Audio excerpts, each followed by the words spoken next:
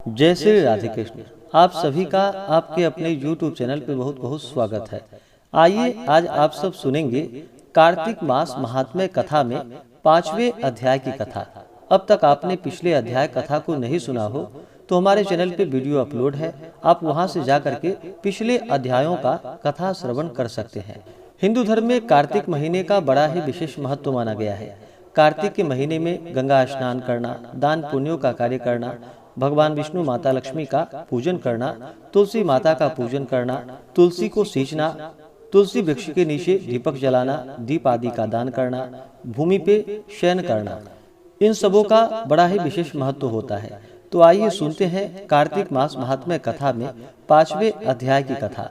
तो बोलिए प्रेम से भगवान विष्णु की जय, माता लक्ष्मी की जय, सर्व देवी देवता की जय। पृथु बोले कि हे मुनीश्वर महाराज, आपने कार्तिक और माघ का बहुत बड़ा फल कहा। अब उन दोनों के स्नान विधि और नियमों को हमसे भली भांति कहिए। आप उद्यापन विधि को भी कहने योग्य हैं। नारद जी बोले कि हे राजन, तुम विष्णु के अंश से उत्पन्न हो, तुमको कुछ अज्ञात नहीं है, तो भी मैं कहता हूँ आप भली भांति नियमों को सुने। आश्विन महीने के शुक्ल पक्ष की एकादशी से कार्तिक व्रत का आरंभ आलस्य रहित होकर करे। चतुर्थांश अर्थात प्रहर रात्रि पहले प्रतिदिन सदा उठे और ग्राम से उत्तर दिशा को जल का पात्र लेकर जाए। दिन में संध्या के समय कान पर यज्ञोपवीत स्थापित कर उत्तर मुख करके भूमि में तृण बिछावे और सिर को वस्त्र से ढांक ले। मुख को यत्न से बंद करके थूकने और श्वास लेने से रहित हो मूत्र तथा मल का त्याग करे। रात्रि में दक्षिण दिशा की ओर मुख करके मल त्यागे। शिष्ण को हाथ में थामे हुए उठे और मिट्टी लगाकर धोए। जब तक बास और लेप दूर न हो तब तक शौच को आलस्य रहित होकर करे। लिंग को 1 बार और 3 बार गुदा में, फिर दोनों में 4 बार, 5 बार गुदा और 10 बार एक एक हाथ में, फिर दोनों मिला 7 बार मृत्तिका लगावे। यह गृहस्थों का शौच है। इससे दुना ब्रह्मचारी को कहा है, वानप्रस्थ को तिगुना और सन्यासियों को चौगुना शौच कहा है।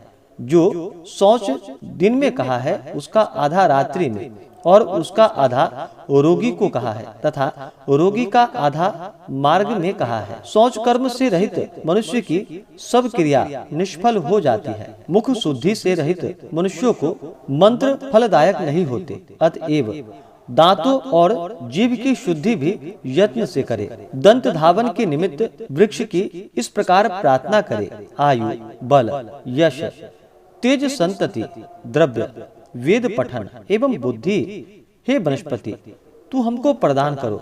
इन मंत्रों को पढ़कर 12 अंगुली लंबी गुलर आदि किसी दूध के वृक्ष की दांतों लेकर दांत शुद्ध करे, किंतु क्षयाह तथा व्रत के दिन दांतों न करे।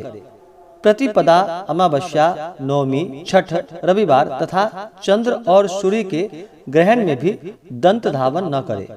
कांटों का वृक्ष कपास, संभालू, पीपल, रबर, अरंड तथा दुर्गंध युक्त वृक्ष दंत धावन में वर्जित हैं, अर्थात इनकी दांतों न करे।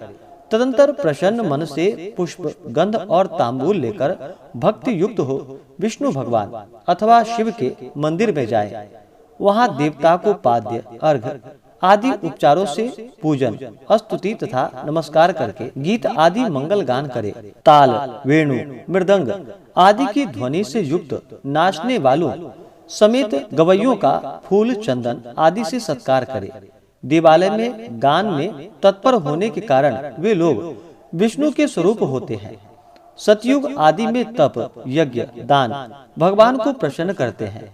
कलयुग में नहीं, क्योंकि कलयुग में केवल गान ही प्रशंसा है। हे राजन, मैंने भगवान से पूछा कि देवेश आप कहाँ निवास करते हैं? तब उन्होंने उत्तर दिया कि हे नारद, न मैं वैकुंठ में बसता हूँ और न योगियों के मन में। मेरे भक्त जहाँ गान करते हैं वहाँ ही मैं स्थिर रहता हूँ।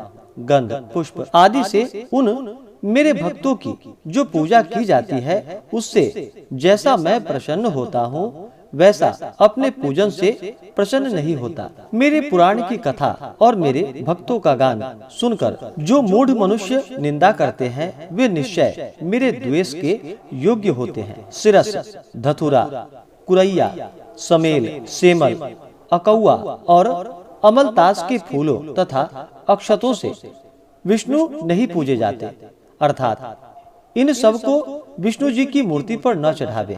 गुड़हल, कुंद, सीरस, जूही, चमेली और केतकी के फूलों से शिव जी की पूजा नहीं करनी चाहिए।